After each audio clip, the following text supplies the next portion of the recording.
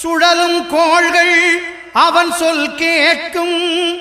அவனை தொழுதால் போதும் நல்லதே நடக்கும். ஆனை முகனை தொழுதால் நவக்கிரகங்களும் மகிழும். நல்லதே நடக்கும், நல்லதே நடக்கும்.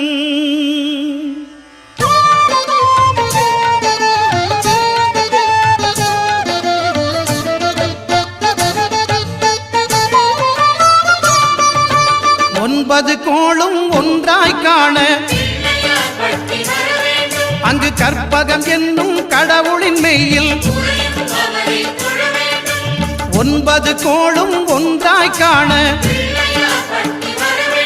அங்கு கற்பகம் என்னும் கடவுளின் மெய்யில்.